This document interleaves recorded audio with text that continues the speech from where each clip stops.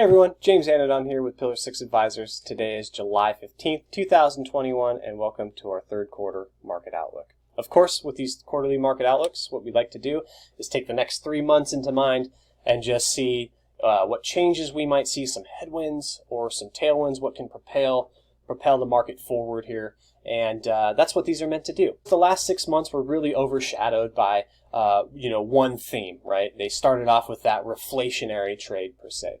And, we're at a clear delineator in this year where the first 6 months and the next 6 months are going to be two completely different economic environments as well as market environments.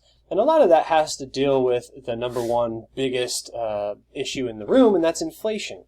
And how does inflation get the Federal Reserve to react? Because right now the economy as well as the markets are really kind of being propped up by a continued amount of accommodative stance by the Federal Reserve, whether that's continuing to buy mortgage-backed securities and other treasury bonds to help keep interest rates low, and effectively help borrowers go out there for lower rates, or whether or not they're going to pull back on that, or if they're going to go ahead and start raising interest rates, right? And they've mentioned this many times that they're going to continue to stay accommodative. However, they also say, hey, we're willing to change that mindset anytime if we deem it possible or necessary. And so there's a couple things that that we need to keep in mind just from an economic level. And those can have effects on the capital markets. Of course, it's no secret that the S&P 500 over the last 6 months has performed fairly well, 14.5% or so over the last 6 months. And we're coming into a time frame where when you look at underneath, what's actually driving those returns is actually a huge bifurcation between what's actually gaining and what hasn't gained at all. So if you look at 500 companies in the S&P 500, roughly 40%, maybe slightly more to 50% or so, are actually making new all-time highs and above their 200-day moving averages, 50-day moving averages, and the other 50 to 60% of the companies are actually making new lows or way under their 50-day moving averages. And so you have a smaller subset of companies, and it's getting smaller and smaller and smaller, that are actually driving equities markets higher, because you have to remember S&P 500 is capitalization weighted, so more capitalization, the company gets more weight in the index. Anyways, moving forward from that, another strange thing that we see here is that this reflationary trade actually may turn into start moving away from that, oh, this is a good thing, we're coming out of the pandemic, everything's opening up, to, okay, now all of a sudden this can be a more difficulty for the market, as certain companies who have inputs that they maybe they make products or something, and some of those inputs on commodities prices have gone through the roof. Now they've all kind of come down from all-time highs, but they're still pretty high there from a cost perspective for some of these companies, and that could really start to wane on some of the margins that they have. And so some of those companies are going to be affected. And as we know from the long term, not 6-month periods or 3-month periods or 2-month periods, but I'm talking 1 year plus, what drives equity prices higher is revenues and how those revenues grow. And so because those revenues could be put in jeopardy, at least in some certain areas of the economy, then we need to be willing to accept, lower rates of change of their outstanding performance in certain areas. But that's kind of here moving forward. That's one of the headwinds that we face.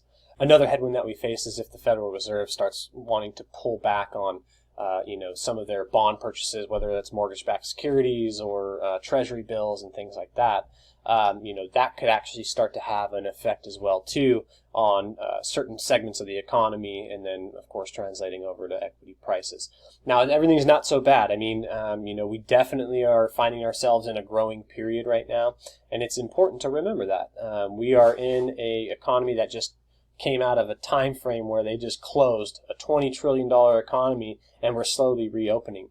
This is a time period that nobody's experienced before. As investors, we always focus on the longer term. And I'm not saying 20 plus, 30 plus years out, although that is the long term.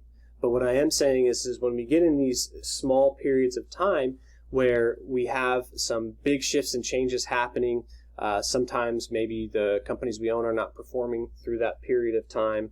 It's good to take a step back and remember, what's the long term on this? What is the long-term performance? And Roman wrote up a nice email in regards to that, speaking on Warren Buffett and Charlie Munger's performance. As a matter of fact, in the last 2 years, according to what he's researched, 2020 and 2019 together was a combined negative 31.74% against a market that's been on the upside.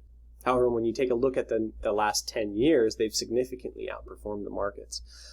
20 years as well, too. And so we need to remember that our time horizons with investing need to be stretched a little bit. There can be difficult periods that we go through, and there's going to be periods that are much easier. And some of those time frames, that especially what we're going through right now, an environment that nobody's ever been before. We're literally reopening a $20 trillion economy that was pretty much at a halt. And, we're dealing with an inflationary period and, some changes within equities. We're dealing with monetary policy nobody's ever had the ability to deal with right now. And so we need to take all those into account, especially for the long term. As always, thank you guys so much for all the trust you put in us, for helping you make investment decisions.